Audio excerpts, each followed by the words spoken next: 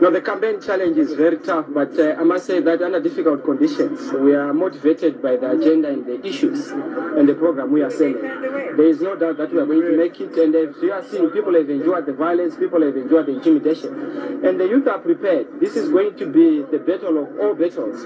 We are going to define the destiny and the future of this country. And the youth in this country are clear about where we are going. This is why you find most of the people who are here are mainly young people who are refusing to be intimidated, who are refusing to be tossed by the government. Despite all the legislative placements which have been put in place, we are going to go against all odds, at least to make sure that we win this election.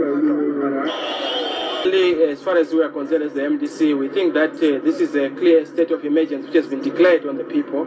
It also amounts to the banning of the MDC, because there's no way you can ban political meetings or gatherings for a civil political party which is engaged in democratic and civil actions.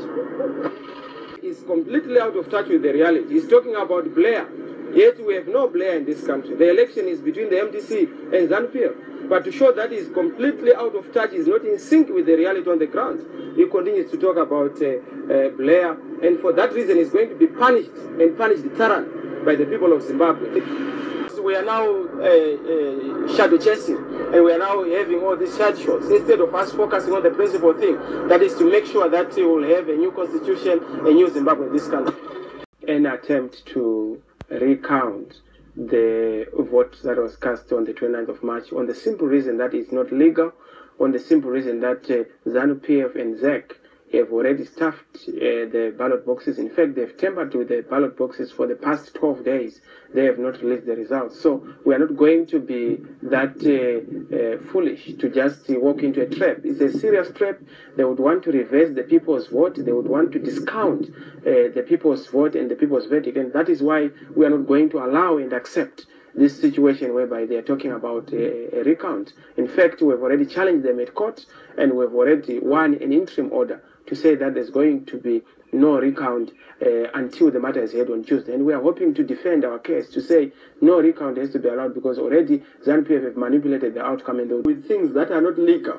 We are not comfortable with criminal conduct. We are not comfortable with things that are down outside the confines of professionalism and independence.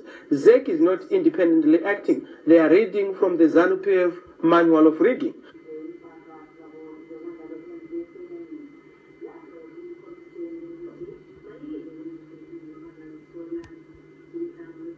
Conditions are not favorable. Conditions are not conducive for an election in this country. In fact, as far as we are concerned, we believe these people are not prepared to go the ballot way. They would want to use bullets, when Zimbabweans are simply asking for a simple thing, that which they deserve, that which we fought for during the liberation struggle, the right to have self-determination. And that is what Zimbabweans are asking for. Conditions are not there, but question, are you going to participate? Certainly, we are not going to allow Mugabe to run away with the gospel. The devil should not be allowed to run away with the gospel. We will not give ZANU-PF an inch of space. We will not give ZANU-PF an hour of survival.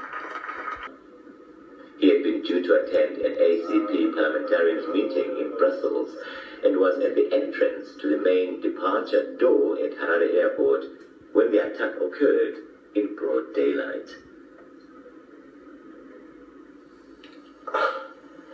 There's no security, there's no protection. All of us at risk.